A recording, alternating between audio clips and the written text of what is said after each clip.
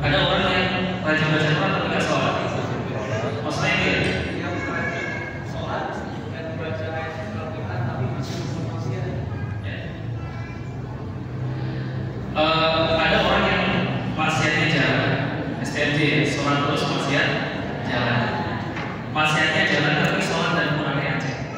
Ya, yang pertama, kalau maksiatnya itu maksiat kecil, dosa secara umum dibagi menjadi dua, yaitu as-sagha'ir dan yang kedua adalah al-kaba'ir. Dosa kecil dan yang kedua dosa besar. Dosa kecil adalah dosa yang Allah ampuni dengan amalan-amalan saleh. Misalnya kita wudhu, kata Rasulullah SAW, siapa yang dia sempurna, kemudian dosa-dosanya jatuh dari jari jemarinya, atau sholat berikutnya menghapus dosa di antara dua sholat itu, maksudnya adalah dosa kecil.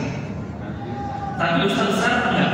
Dosa besar adalah dosa yang diampuni Allah kalau dia bertaubat, atau dosa yang diancam dengan adab, laknat atau hudud di dunia. Saya ulangi, dosa besar adalah dosa yang diancam dengan laknat, adab atau hudud di dunia dan orang yang bertaubat. Dosa yang diancam dengan laknat, contohnya apa? Riswa, nyogok. Ar-Rasul wa mutasyibihan, orang nyogok dan disogok apa? Masuk neraka dalam kondisi normal ya, bukan dalam kondisi darurat. Karena fikih juga muruna. Apa namanya? Tergantung kondisi. Kalau darurat harus selamatin nyawa, nggak bisa keluar kalau nyogok 100 bulan, bayar 100 bulan bayar. Tapi dalam kondisi normal dia nyogok misalnya. Nah ini Ar-Rasul wa mutasyibihan, orang nyogok dan orang yang disogok dua-duanya apa?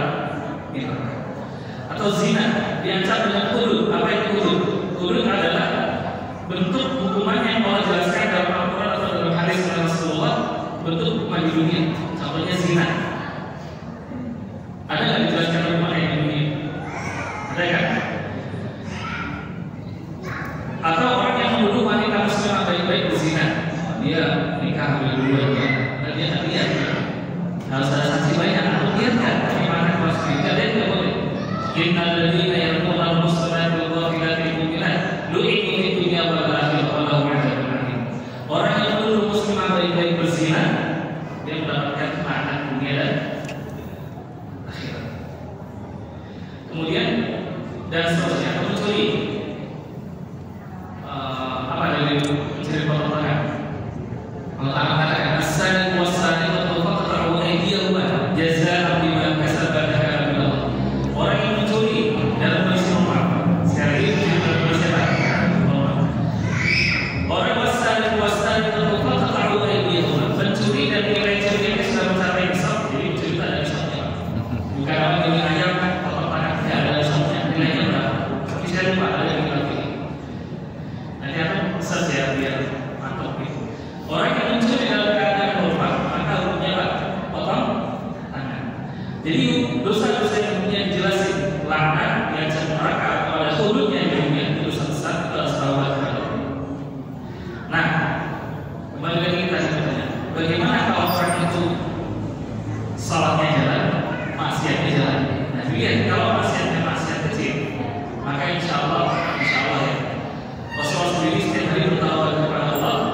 Dalam sebuah hadis Rasulullah mengatakan, ya ayyuhan nas tubu ila Allah fa inni atubu ilaihi fi yaumin yataqabbal. Wahai umatku, bertaubatlah kepada Allah setiap hari, karena aku beristighfar kepada Allah setiap hari 100 kali. Dan Allah mencintai hamba Allah yang ini cuma kita doang yang datang, Pak. bermaksiat tobat lagi, maksiat tobat lagi. Karena kalau bermaksiat itu namanya apa? Malaikat. Nah, terkadang sih aku bisa bedakan dia maksiatnya maksiat dosa besar, dosa kecil. Maksiatnya dosa besar, seperti tadi pertanyaan yang kedua, nggak bisa nahan syahwat, hukumnya wajib nikah aja. Hukumnya wajib nikah, karena kalau nikah jatuh pada maksiat dan alhamdulillah istimna misalnya. Ini sudah keluarga semua kan? Sudah keluarga semua ya? Ya, dia sudah sering maksiatnya dosa besar, sepuluh sering kamar mandi hari-hari, wajib nikah. Mudahkan kan? Kalau ada orang yang mau, tanyakan kita sama Ustaz Malim. Supaya stafnya taruh dia saya nikah. Gak kurang-kurang orang Indonesia. harus ingat. Dan dulu ketika saya di pesantren, ya saya punya doktrin bagus. Ya. Kamu anak pesantren, jangan tertariklah sama anak SMA yang sekolah belum lulus, belum bisa cari nafkah udah baca Al-Quran. Dulu ya saya bilang, kamu itu kalau hafal Quran, jodoh kamu minimal kelasnya dokter, minimal kelasnya apa? Apa ya? Karena benar. Waktu saya nyari, ya saya itu umurnya 20 tahun belum nikah. Beliau nggak lama nikah, istrinya dokter. Dan beliau motivasi santri itu harus berani. Kamu di 4 tahun pesantren maka adanya masalah sama nikah. Dan saya punya teman, wallahi alim, teman saya kenal, saya pernah ke rumahnya di dalam Palembang sana. Saya pernah ke rumahnya, tidurnya dia di mana di atas, saya di bawah. Masuk lulus pesantren, terima kedokteran UMS, baru nikah, baru terima semester 1 nikah sama teman sekelasnya, bukan teman satu kelas dikawin, teman satu angkatan, satu kelas. Ya, ada orang dia suka masuk di lama. Bapaknya Palembang kan tahu teman saya sama dia, yang dilamar orang kami, masya Allah anaknya orang kaya orang kami, diterima lamarannya. Dua-duanya lulus dokter, dua-duanya sekarang spesialis. Jadi dokter spesialis, khotib Jumat, seorang hafal Al-Quran. Dan ini sebenarnya selain saya tadi saya jelaskan juga Pak. Di Karawang saya pernah muncul di akhirnya jadi juga anak seorang ikhwan, bapaknya kerja di pabrik kayaknya di Hatsu atau Astra gitu. Anaknya 3 waktu itu dia 2012 saya ke rumahnya. Anak yang pertama kedua ini hafal Al-Quran dari rumah. Sekolahnya homeschooling.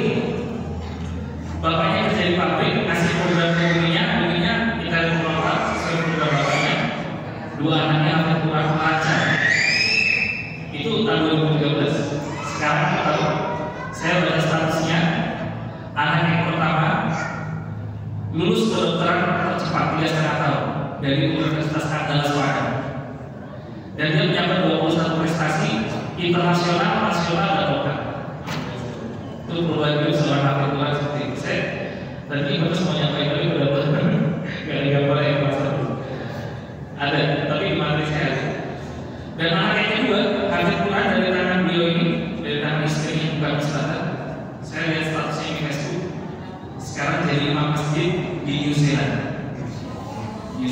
Umurnya mungkin 18 tahun, belum kuliah. Anaknya pinter-pinter. SD gak ada sekolah, homeschooling semua.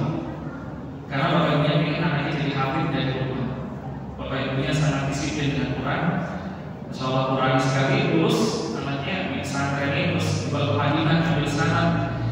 Dari sana ke sana, kemudian yang perempuan sudah jadi dokter, S.K. saat jadi dokter saya waktu wisudanya di status Masya Allah. Anak yang pertama jadi dokter 3,5 tahun, anak kedua belum kuliah sekarang menjadi imam di Indonesia. Jadi tadi ketopik tadi, kalau bacaannya kalau dia masih yang kecil, ya masih yang kecil insya Allah Allah ampuni. Misalnya masih dalam suka bohong, gitu kan, insya Allah Allah ampuni dengan ketaatannya. Ya. Tapi kalau maksiatnya besar, bahkan dosa besar terus dilakukan, harus menasihati dan harus ada solusi.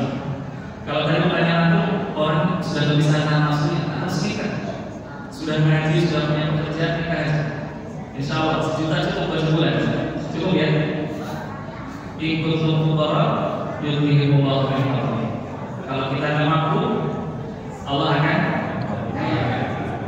Kenapa saya begitu yakin? Karena saya lulus di Libya. Begitu kami lulus wisuda, rata-rata udah punya anak semua. Jadi semester 1 udah punya istri, ya. Semester 3 udah punya istri. Saya nikah semester 5.